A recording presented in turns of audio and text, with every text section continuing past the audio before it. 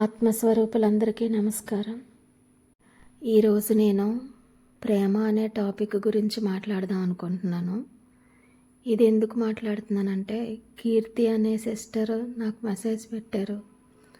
నా అన్న వాళ్ళే నన్ను తప్పుపడితే ఎలా, ఎక్స్పెక్టేషన్స్ మీద ఒక వీడియో పెట్టండి అని. నిజంగా మానవ జీవితంలో 20% భావాలను మాత్రం మనం భాషలో పెట్టగలుగుతాం. మిగిలిన 80% విషయాలు భాషకి అందని విషయాలన్నమాట. వాటిని భాషను ఉపయోగించి చెప్పాలంటే చాలా కష్టంగా ఉంటుంది. ఎవరైనా మిమ్మల్ని లాగిపెట్టి ఒక దెబ్బ కొట్టి ఆ దెబ్బ యొక్క బాధ ఎలా ఉంది అని అడిగితే మీరు తిరిగి వాళ్ళని ఒక దెబ్బ కొట్టి ఇలా ఉందని చూపించగలుగుతారు, కానీ ఆ బాధని ఎక్స్ప్లెయిన్ చేయలేరు. అలాగే మీ హృదయం ఉప్పొంగిపోయి ప్రేమతో మునిగి ఉన్నప్పుడు కూడా ఆ ప్రేమని మాటల్లో మీరు ఎక్స్ప్లెయిన్ చేయలేరు. చాలా విషయాలు ప్రకృతి సిద్ధంగా ఉన్న ప్రతిదీ కూడా మనం మాటల్లో ఎక్స్ప్లెయిన్ చేయాలనుకుంటే అది చాలా కష్టసాధ్యం అవుతుంది. కానీ మనిషి ఎప్పుడూ నిరంతరం మాటల్లో తెలుసుకోవడానికే ప్రయత్నిస్తుంటాడు కదా. అయితే నేను ప్రేమ అనే టాపిక్ని ఎందుకు తీసుకున్నానంటే, ఈ ప్రేమ అనే టాపిక్లోనే కీర్తి గారికి సమాధానం దొరుకుతుంది అనిపించింది నాకు. సహజంగా మనిషి యొక్క స్వరూపం ఏంటంటే ప్రేమ. ప్రేమ యొక్క స్వరూపమే మనిషి అన్నమాట. కానీ అది ఇప్పుడు అసలు ఎవరికీ అర్థం కావట్లేదు. ఇప్పుడు తరచూ మనిషి యొక్క జీవితంలో ప్రేమ అనే మాటను వాడతారు, కానీ అది నిజమైన ప్రేమ కాదు. అసలు నీ యొక్క ఉనికి, నీ యొక్క స్వరూపమే ప్రేమ. కానీ దానికి చాలా దూరంగా మనం చాలా దూరంగా కొన్ని జన్మల క్రిందటే యువతలకు వచ్చేసాం.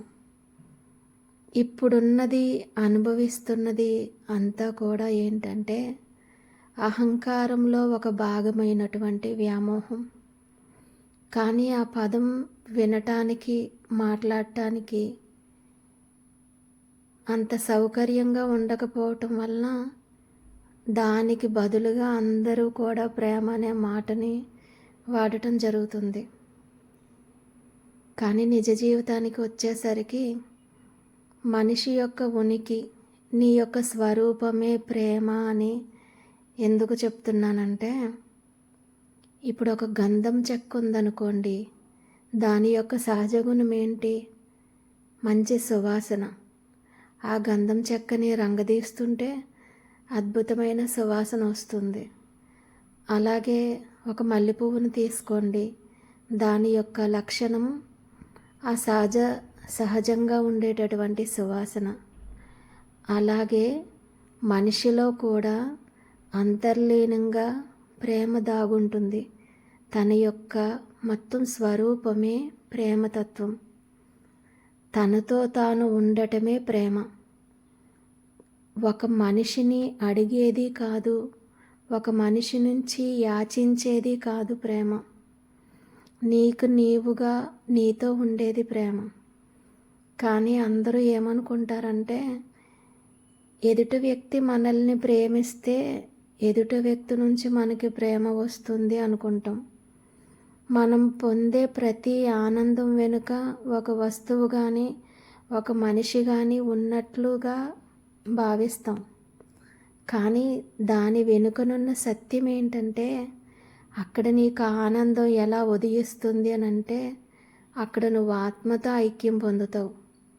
కానీ ఆ లోతైన జ్ఞానము, దాని యొక్క స్పృహ, ఆ జ్ఞానం యొక్క ఎరుక నీకు లేకపోవటం వల్ల నీకు ఆ వ్యక్తి రూపంలోనో ఆ వస్తువు రూపంలోనో నీకు ఆనందం వచ్చింది అనుకుంటావు.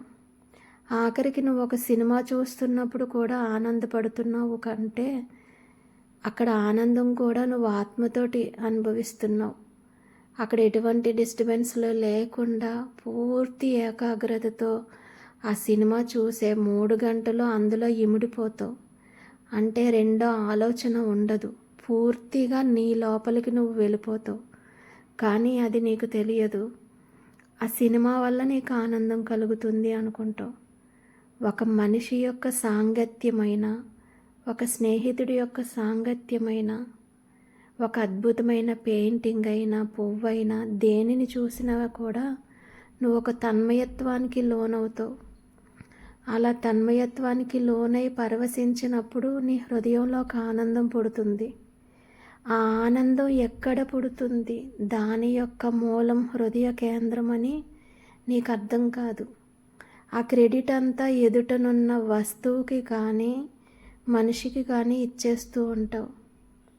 అది మళ్ళీ మళ్ళీ కావాలని ఒక డ్రగ్స్ తీసుకుంటున్నప్పుడు నీకు ఎలాంటి ఆనందము, తన్మయత్వం వస్తుందో ఎదుట వ్యక్తి నుంచి, వస్తువు నుంచి కూడా నీకు అలా వస్తుంది అని ఒక అజ్ఞానపు భ్రమలో ఉండిపోతావు.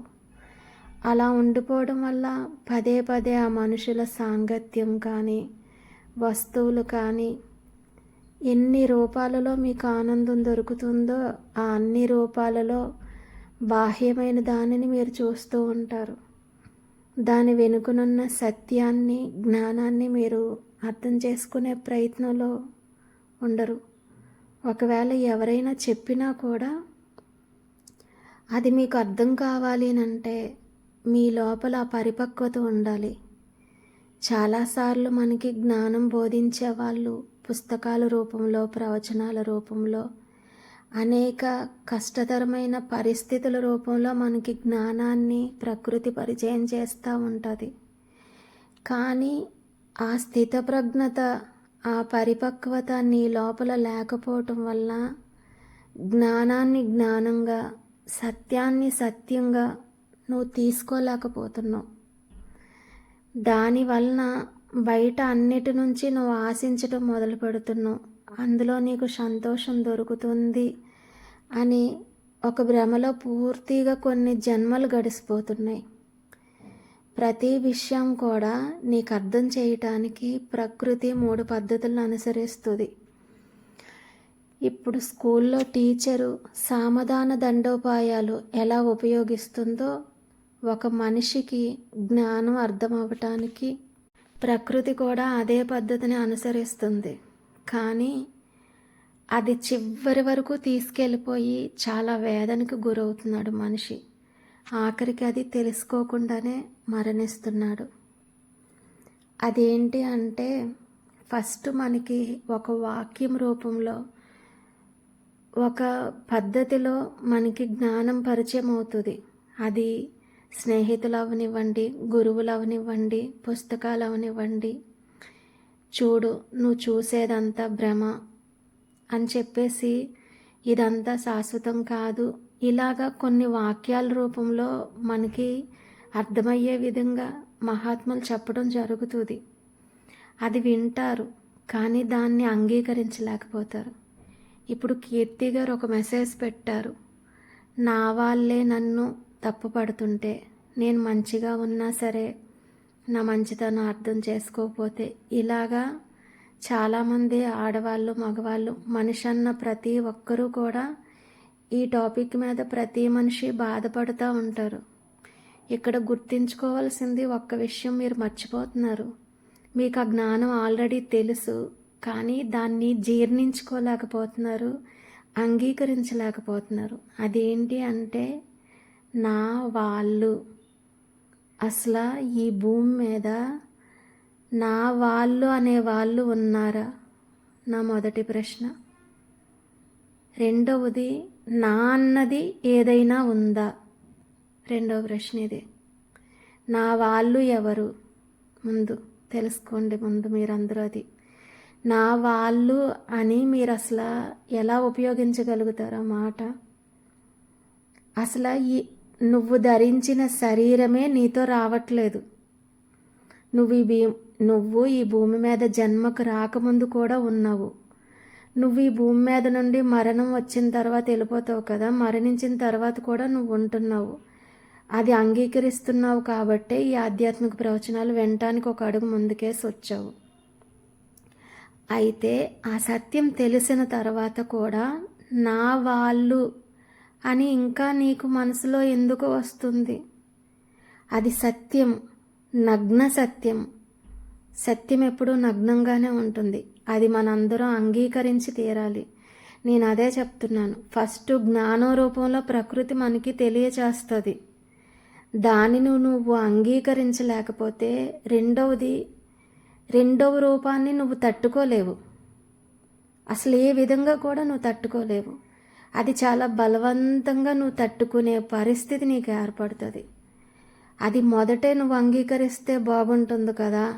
అందుకని మీ అందరూ సెకండ్ స్టేజ్లోకి వెళ్ళి అంగీకరించే పరిస్థితి మీకు రాకూడదని అనుకుంటున్నాను నేనైతే మాత్రం.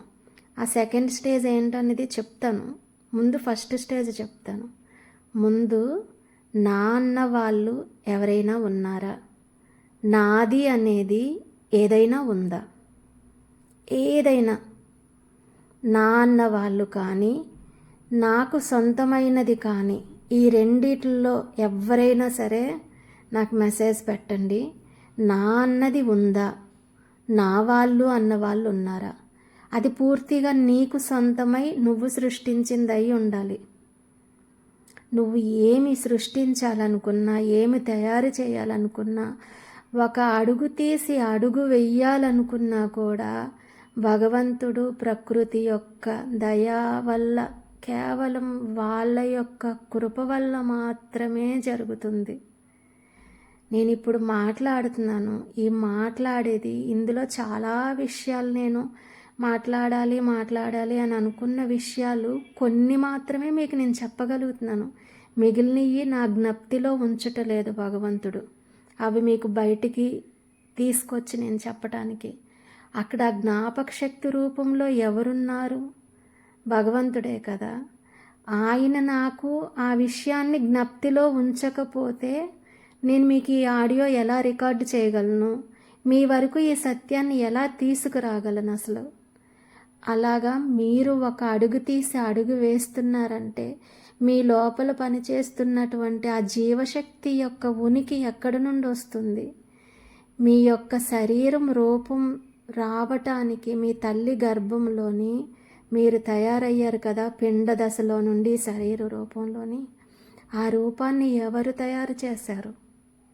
ఇప్పుడు నువ్వు ఏ మనుషుల గురించి అయితే మెసేజ్ పెట్టావో తప్పు లేదమ్మా, మిమ్మల్ని నేను తప్పు పట్టట్లేదు. ఈ విషయం అందరూ తెలుసుకోవలసిందే. ఇప్పుడు నా అనేవాళ్ళు అని మనం ఉపయోగించాం కదా ఒక వాక్యాన్ని. ఆ నా అనే వాళ్ళందరినీ తయారు చేసిన వాడు ఎవరు? వాళ్ళని నువ్వు తయారు చేసావా? ఒక బంధంతో వాళ్ళు నీ జీవితంలోకి వస్తున్నారు కదా. అది అంతా కూడా తాత్కాలికము, ఒక నాటకము. అదంతా భ్రమ, సత్యం కాదు అని మహాత్ములు, వేదాలు, పురాణాలు అన్నీ చెప్తున్నాయి కదా. దానిని మనం ఎందుకు అంగీకరించలేకపోతున్నాము? ఎందుకని శాశ్వతము అనుకుంటున్నాము? మన ఇంట్లో మన కళ్ళ ముందే ఎంతమంది చనిపోతున్నారు కదా. భర్త భార్య ఒకరి కళ్ళల్లో ఒకరు కళ్ళు పెట్టుకొని ఒకేసారి పుట్టి ఒకేసారి మరణిస్తున్నారా? ఎవరో ఒకరు ముందు వెనుక అవుతున్నారు కదా. నీతోటి వస్తున్నారా? నువ్వు ఎవరినైతే అమితంగా ప్రేమిస్తున్నానో అనుకుంటున్నావో ఆ వ్యక్తి నీతో వస్తున్నాడా? లేదు కదా. మరి ఇక్కడ నా వాళ్ళు అని ఎవరున్నారు? నాది అని ఎక్కడుంది అసలు ఈ భూమి మీద? ఈ సత్యం చాలా క్లియర్గా తెలుసు కదా. దాన్ని మనం ఎందుకు అంగీకరించలేకపోతున్నాము? అసలు వాళ్ళ కోసం మనం జన్మకొచ్చామా? ఒకసారి ఆలోచించుకోండి. వాళ్ళ కోసమా మనం జన్మకొచ్చింది? నువ్వు ఈ భూమి మీదకి వచ్చింది ఎందుకంటే నిన్ను నువ్వు ఉద్ధరించుకోవడానికి. ఒక్క నిమిషం ఇక్కడ మనం కొద్ది రోజులు మనం చుట్టూ ఉన్న వాళ్ళకి సేవలు చేస్తాము, సపర్యలు చేస్తాము, వాళ్ళు మంచి చెడు అన్నీ చూస్తాము. వాళ్ళు మనల్ని మన యొక్క సేవను గుర్తించి మనకి అనుకూలంగా స్పందించకపోతే మనకి వెంటనే బాధ కలుగుతుంది కదా. అయ్యో ఏంటి నన్ను అర్థం చేసుకోలేదు అనేసి. మరి 84,000 కోట్ల జీవరాశులు ఉన్నాయి భూమి మీద. ఆ అన్ని జీవరాశుల కింద నువ్వు జన్మించావు. మానవ జన్మ కూడా కొన్ని వేల జన్మలుగా ఎత్తుతున్నావు. ప్రతి జన్మలో కూడా నీకు గాలి, నీరు, భూమి, ఆకాశము, అగ్ని, ఈ పంచభూతాల రూపంలో ప్రకృతి, భగవంతుడు ప్రతి నిమిషము కూడా నీ అవసరాలు తీర్చుతూ నీకేది మంచి ఏది చెడు ఇలా నీకన్నీ చూశారు కదా.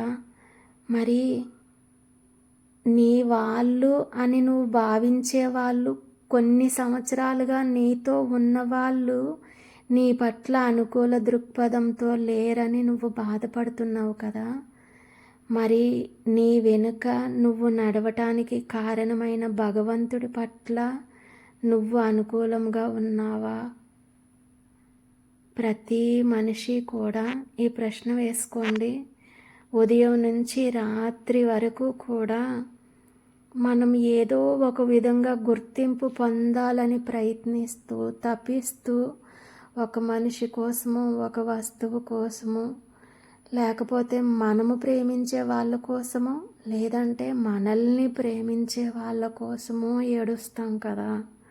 మరి ఇన్ని వేల కోట్ల జన్మల నుంచి భగవంతుడు మన నుండి ఏమీ ఆశించకుండా మనకి అన్నీ ఇచ్చాడు కదా. ఆయన పట్ల నువ్వు చూపించేది ఏంటి? నువ్వు ప్రేమ చూపిస్తున్నావా భగవంతుడి పట్ల? జస్ట్ ఒక బస్సు కానీ ట్రైన్ కానీ ఎక్కి ప్రయాణం చేస్తున్నప్పుడు మన తోటి ప్రయాణికులు ఎలా స్పందిస్తున్నారో ఏంటి అని మనం ఎలాగైతే ఆలోచించమో, మన చుట్టూ ఉన్నవారు కూడా మన తోటి ప్రయాణికులు. ఈ జీవుడు ఈ భూమి మీదకి వచ్చినప్పుడు కానీ ఈ విషయం చాలా విడ్డూరంగానూ మనకి నమ్మశక్యం కానిదిగాను ఉంటుంది. స్వామి వివేకానందుడు చిన్నప్పుడు చాలా పేదరికంలో ఉండేవాడు. మోకాళ్ళు పట్ట కానించి పెట్టుకునేవాడు, కడుపులో ఆకలి మంటని భరించలేక. అలాంటప్పుడు కూడా తన హృదయంలో ఎప్పుడు నిరాశ నిస్పృహకి లోను కాలేదు.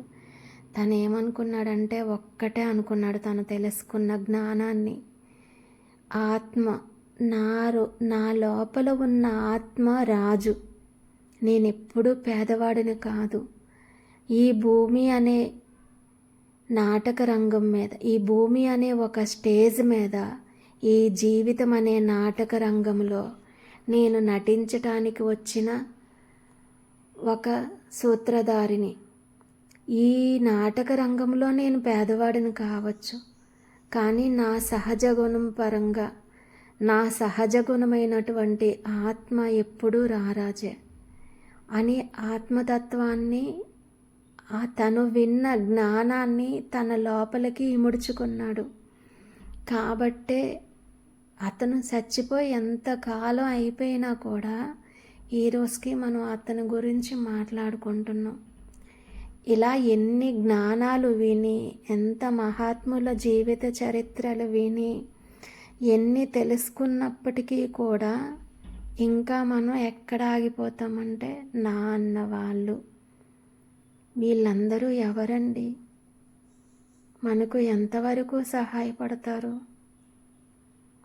అసలు బంధువులు, చుట్టాలు, స్నేహితులు, కుటుంబ సభ్యులు నువ్వు తెలియనట్టు మూతి తిప్పుకొని వెళ్ళిపోయారే అనుకో, దానిని లోపలికి ఎందుకు తీసుకుంటున్నావు? అసలు అది తీసుకోవడానికేనా నువ్వు భూమి మీదకి జన్మకొచ్చింది? ఉపనిషత్తులలో ఒక ఉపనిషత్తులో ఉంటుంది, ఆ ఉపనిషత్తు పేరు నాకు సరిగా గుర్తులేదు. మన ఈ స్పిరిచువల్ లైబ్రరీ ఛానల్లో గుర్రం శ్రీనివాస్ గారు ప్రతి గ్రంథాన్ని చాలా విఫలంగా చదువుతున్నట్లు నాకు అర్థమవుతుంది. మీకేమైనా తెలిస్తే మెసేజ్ పెట్టండి. ఆ ఉపనిషత్తు పేరు గుర్తులేదు. జీవుడు ఒక పిండముగా ఆహార ధాతువులో చేరి పురుషుని యొక్క ఆహారం ద్వారా స్పెర్మ్ కౌంట్లోకి ఎంటర్ అయ్యి స్త్రీ యొక్క అండంలోకి రిలీజ్ అయ్యి ఆ పిండం ఒక బిడ్డ కింద రూపాంతరం చెంది ప్రతి అవయవము ఏర్పడి శిశువు జన్మ తీసుకునే వరకు ఎన్ని దశలలో రూపాంతరం చెందుతుంది. భగవంతుడు అసలు ఎంత అద్భుతంగా ఆ ప్రక్రియ మొత్తం నెరవేర్చాడు అన్నది ఒక ఉపనిషత్తులో ఉంటుంది. అది వీలైతే అందరూ చదవండి. అంటే ఒక జీవుడుగా నువ్వు భూమి మీద పడ్డానికి ఒక ప్రకృతి కానీ భగవంతుడు కానీ సృష్టి మొత్తం ఎంత కృషి చేస్తుంది.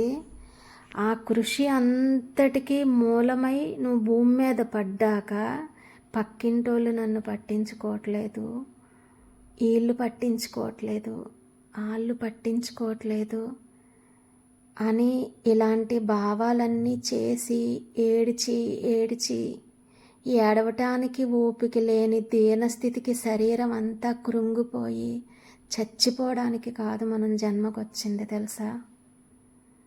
ప్రకృతి మొదట చాలా ధర్మంగా చాలా స్మూత్గా మనకి ఒక జ్ఞానాన్ని పదే పదే పదే పదే తెలియజేస్తుంది. ఆ జ్ఞానం విని నువ్వు అవగతం కనుక చేసుకోకపోతే రెండో పద్ధతిలోకి వెళ్ళిపోతావు. ఆ రెండో పద్ధతి ఏంటో ఇప్పుడు చెప్తాను వినండి. మొదట మనం ఈ చుట్టూ ఉన్నవాళ్ళు నా అన్నది ఏదీ లేదు, నేను సృష్టించింది ఏదీ లేదు, అంతా భగవంతుడి యొక్క లీల అన్న సత్యాన్ని తెలుసుకొని నువ్వు దాన్ని జీర్ణించుకొని ఆ సత్య మార్గంలో ధ్యాన మార్గంలో నువ్వు నడవకుండా ఇంకా వాటిని పట్టుకొని అందులోనే ఆనందం ఉంది అనుకొని మాయనే నిజమనుకొని నువ్వు అటువైపు అడుగు వేస్తే సామధాన దండోపాయాలలో మొదట అది అయిపోయిన తర్వాత రెండో దాంట్లోకి ప్రవేశిస్తావు.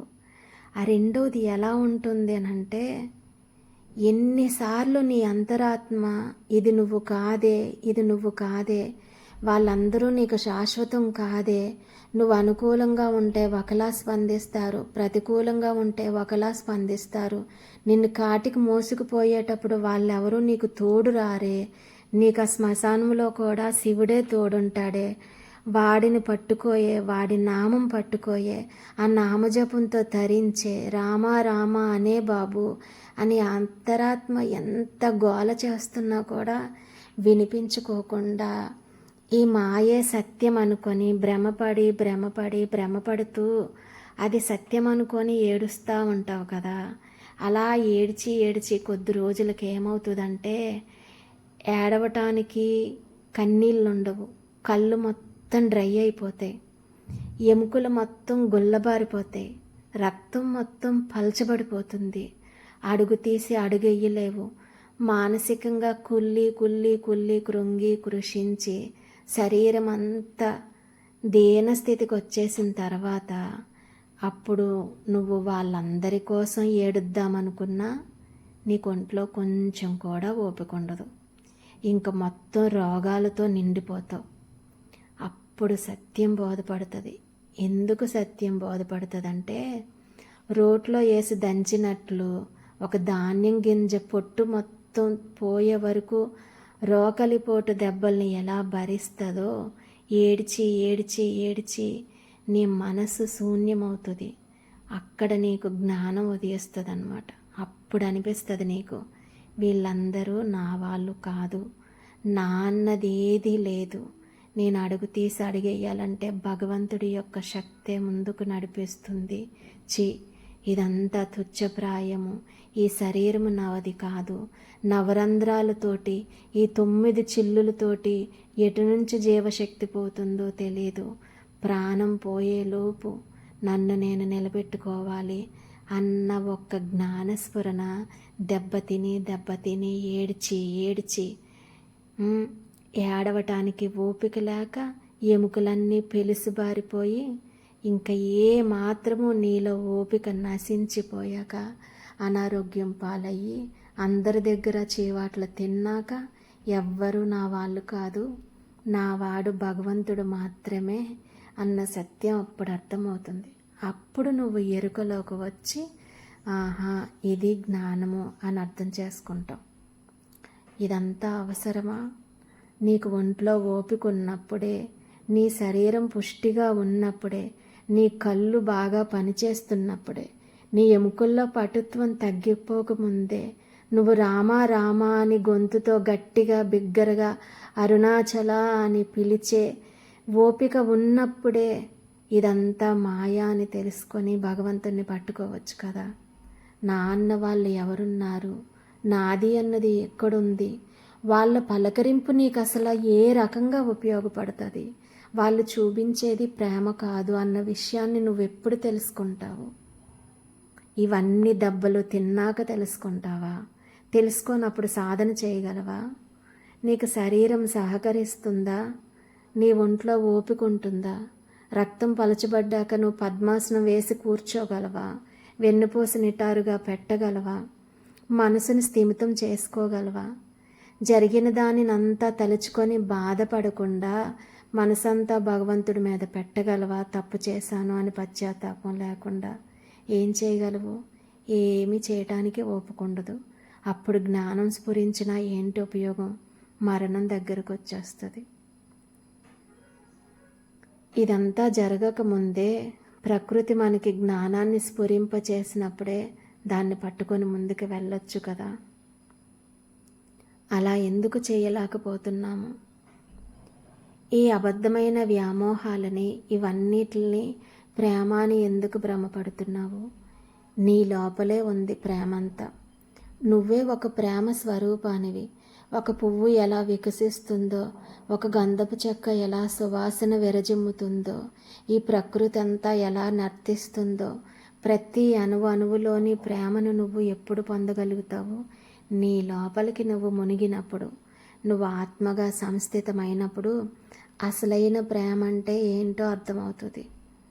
అప్పుడు నువ్వు వికసిస్తావు, అద్భుతమైన ఒక పుష్పంలా వికసిస్తావు అన్నమాట. అది అసలైన ప్రేమ అంటే. ఇప్పుడు నువ్వు అనుకునే మనుషులు, నువ్వు అనుకునే ప్రేమ, ఇదంతా వేరే పదాలు ఉన్నాయి వాటికి. ఆ పదాలు ఉచ్చరించడానికి కూడా బాగోవు. అసలైన ప్రేమ ఇదంతా కానే కాదు. నీ లోపల నువ్వు స్థితమైనప్పుడు మాత్రమే అసలైన ప్రేమని అనుభవపూర్వకంగా తెలుసుకోగలవు. ఆ మాధుర్యాన్ని పొందగలవు. అది ఎలా ఉంటుందో నీకు తెలియనంతసేపు ఈ బాహ్యమైన రుచుల వెంట పరిగెడుతున్నావు.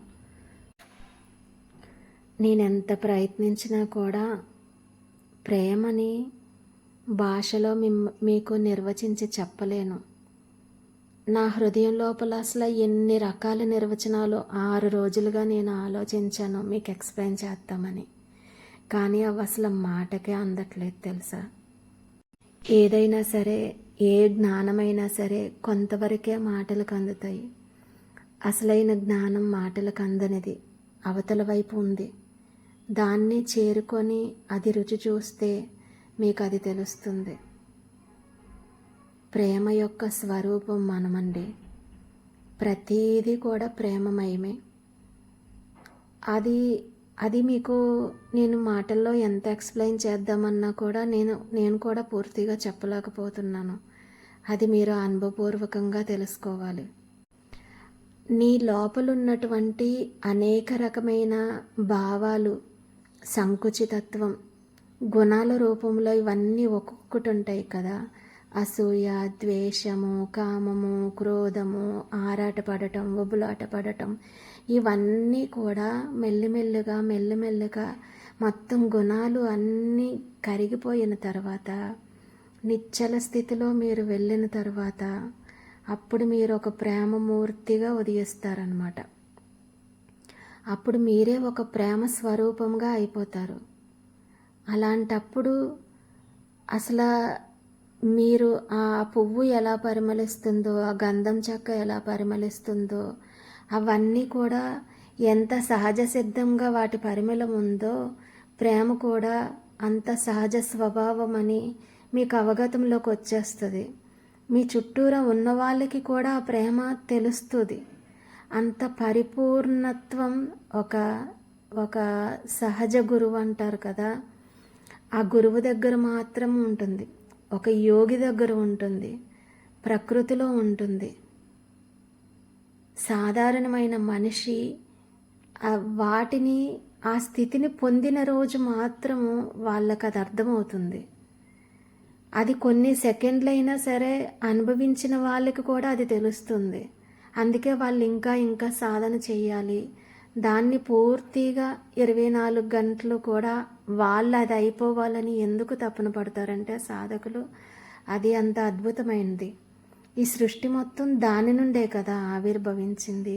దేని నుండి వచ్చిందో దానిలోకి చేరుకోవటమే.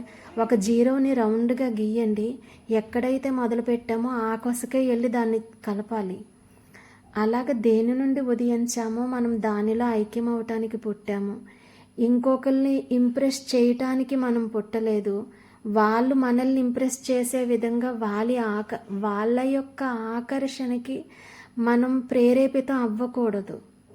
ఒక మాటకి కానీ, ఒక ఆకర్షణకి కానీ, ఒక చూపుకి కానీ లోబడిపోయే అంత సంకుచితంగా మీ యొక్క వ్యక్తిత్వం ఉండకూడదు. మీ పక్కనున్న వాళ్ళు మిమ్మల్ని ఎంత పడగొడుతున్నా కూడా మీరు సాధనలో వెనుకపడకూడదు. కుటుంబ సభ్యుల రూపంలోని, బంధువుల రూపంలోని, చుట్టుపక్కల రూపంలోని చాలా దారుణమైన పరిస్థితులు మనం ఎదుర్కొంటాం సాధకులమే. నేను చాలా ఫేస్ చేశాను. పని కట్టుకొని నా సాధన పాడు చేయాలని ఎంతమంది ప్రయత్నించారో అసలు కావాలని. అసలు నేను ఎలాంటి పరిస్థితులు ఎదుర్కోవాల్సి వచ్చిందో. అందుకే అన్నమాట మీ అందరికీ చెప్పింది, మీ ధ్యాన అనుభవాలు బయటకు చెప్పకండి, ధ్యానం చేస్తున్నట్లు బయటకు చెప్పకండి అనేసి. అవి మీకు చాలా ఆటంకంగా ఉంటాయి. ఒక సూత్రము 10 మందికి ఒకేలాగా పనిచేయదు. ఒక ధ్యాన విధానం అందరికీ ఒకేలాగా పనిచేయదు. మీరున్న పరిస్థితి ఏంటి, మీ కుటుంబ సభ్యులు మీకు ఎంతవరకు సహకరిస్తున్నారు, అంతా ఒక ప్రణాళికగా చేసుకొని మీరు సాధన చేయండి అని ప్రతి వీడియోలో చెప్తున్నాను. ఇంకా నామం విషయానికి వస్తే, మీ మనసు లోపల జరిగేటటువంటి నామాన్ని ఎవ్వరూ కనుక్కోలేరు. మీ అంతటి మీరు బయట పెడితే కానీ అది ఎవరికీ తెలియదు. మీరు నిరంతరం నామస్మరణ చేసినప్పుడు మీకు ఏది అవసరమో, మీకు ఏ రకంగా సహాయం చేస్తే మీరు భగవంతుడిని చేరుకోగలరో అలాంటి ఆలోచన మీ మనసులో ఉదయించేలాగా భగవంతుడు మీకు సహాయం చేస్తాడు. నామస్మరణ ఎందుకు చేయమంటున్నాను తెలుసా? పూర్వకాలం ఇటువంటి జ్ఞానం వినాలంటే శిష్యుడికి ఎంత ఓర్పు సహనం ఉంది, వాడు పట్టుదలగా నిలబడగలడా లేడా అనే కొన్ని సంవత్సరాల తరబడి గురువు వాడికి పరీక్షలు పెట్టేవాళ్ళు. వీడు ఎంతవరకు ఇది నిలదొక్కుని ఉంటాడు అని వాడిని పరీక్షించి వీడికి ఓర్పు సహనం ఉంది, పట్టుదల ఉంది అని నిర్ణయించుకొని అప్పుడు ఈ జ్ఞానాన్నంతా ఉపదేశించి, నాయన నువ్వు పలానా గుహలోకి కానీ, పలానా కుటుంబంలో ఉంటే ఈ మార్గంలో వెళ్ళు, లేదు సన్యాసం తీసుకుంటే ఈ మార్గంలో వెళ్ళు అని చెప్పి ఆ విన్న జ్ఞానాన్ని అనుభవపూర్వకంగా అనుభవించమని గురువు ఆదేశించేవాడు. తిరిగి ఒక్క క్వశ్చన్ కూడా వేయకుండా, తర్కించకుండా, వాదించకుండా ఎంతో వినయంతో విశ్వాసంతో వాళ్ళు సాధన చేసుకునేవాళ్ళు. వాళ్ళు ఎలాంటి పరిస్థితుల్లో ఉన్నా వేరే వాటిల్లోకి వెళ్ళిపోకుండా గురువు వాళ్ళని రక్షిస్తూ ఉండేవాళ్ళు. ఇప్పుడు మనమున్నది కలియుగం. ఎవరు దొంగ గురువు, ఎవరు సద్గురువు అనేది మనకి తెలియదు. అందుకని మీకు మొదట నామంతో మొదలు పెట్టమన్నాను. మీరు పట్టుదలతో, ఏకాగ్రతతో నిరంతరం నామస్మరణ చేస్తే అప్పుడు భగవంతుడు, ప్రకృతి మిమ్మల్ని ప్రతి సెకండు కూడా గమనిస్తూ ఉంటారు. నేను మీ అందరికీ చాలా దూరంగా ఉన్నాను. మీ పక్కనున్న మనుషులు కూడా మీకు 4 అడుగులు దూరంలో ఉన్నారు. కానీ మీ హృదయం మాత్రం మీకు అంగుళం కూడా దూరంలో లేదు. మీ హృదయంలో ఉన్న భగవంతుడు మిమ్మల్ని ప్రతి నిమిషం గమనిస్తూనే ఉంటాడు కదా. మీరు ఎంత పట్టుదలతో నామం జపిస్తూ ఉంటారు. వీడు చాలా ఏకాగ్రతతో అన్నిటిని కన్నా నన్నే ఎక్కువ స్మరిస్తున్నాడు, వీడికి నేను వెంటనే సహాయం చేయాలి అని భగవంతుడికి అనిపించేలాగా నీ ప్రయత్నం తీవ్రంగా ఉండాలి. అందుకు బాగా ఉపయోగపడుతుంది నామం అని నేను మీకు పదే ప్రతి వీడియోలోని నామం చెయ్యండి అయ్యా, నామం చెయ్యండి అని చెప్తున్నాను. అలా కనుక మీరు పట్టుదలతో నామం చేస్తే అప్పుడు మీ లోపలున్న భగవంతుడు సంతోషిస్తాడు. ఇన్ని జన్మలకైనా ఇది నా వైపు తిరిగింది, దాని మూలంలోకి అది రావాలనుకుంటుంది అని చెప్పేసి ఒక జ్ఞానం రూపంలో ఇప్పుడు నేను మీతో ఎలా మాట్లాడుతున్నానో అలాగే ఒక జ్ఞానం రూపంలో మీ మనసు లోపల స్ఫురించి మీకు ఏ మార్గం అనుకూలంగా ఉంటుంది, ఏ మార్గంలో వెళ్తే మీరు సులువుగా ధ్యానం చేయగలుగుతారు, మీ సద్గురువు ఎక్కడున్నారు, లేకపోతే సద్గురువు లేకపోయినా మీరు ఆత్మనే గురువుగా భావించి చివరి వరకు వెళ్ళగలుగుతారా, మీకు ఏది అందుబాటులో ఉంది, అంతా కూడా మీ లోపల నుంచే మీకు గైడెన్స్ వస్తుంది. అలా రావాలంటే ముందు లోపలున్న వాడిని మీరు నమ్మించాలి కదా. నమ్మించాలంటే నామం చెయ్యాలి కదా. నామం చెయ్యాలంటే చుట్టుపక్కల ఉన్న విషయాలన్నిటిని నిర్లక్ష్యం చెయ్యాలి కదా. అవన్నీ అనాత్మ భావన అని ఆల్రెడీ నేను 20 వీడియోల్లో చెప్పి ఉన్నాను కదా. ఇంత విన్న తర్వాత వాళ్ళు నన్ను పట్టించుకోవట్లేదు, వీళ్ళు నన్ను పట్టించుకోవట్లేదు అని అంటే పూర్తిగా చెడిపోయేది ఎవరిది? మన ఆరోగ్యమే పాడైపోతుంది. అంతవరకు తెచ్చుకోవటం అవసరమా? సామధాన దండోపాయాల్లో మొదటి దాని దగ్గరే మనం లొంగిపోతే ఆ దెబ్బలు తప్పుతాయి కదా. ఉలితో పట్టుకొని శిల్పాన్ని చెక్కుతారు కదా. అలా చెక్కేయకుండా మనం రోగాల పాలన పడకుండా, నీరసించిపోకుండా, మరణానికి లోనైపోకుండా, మళ్ళీ ఇంకో జన్మ ఎత్తకుండా ముందే జ్ఞానాన్ని విన్న తర్వాత నామం చేసుకోవచ్చు కదా. ఎవరండి వాళ్ళు? నా అన్న వాళ్ళు ఎవరున్నారు?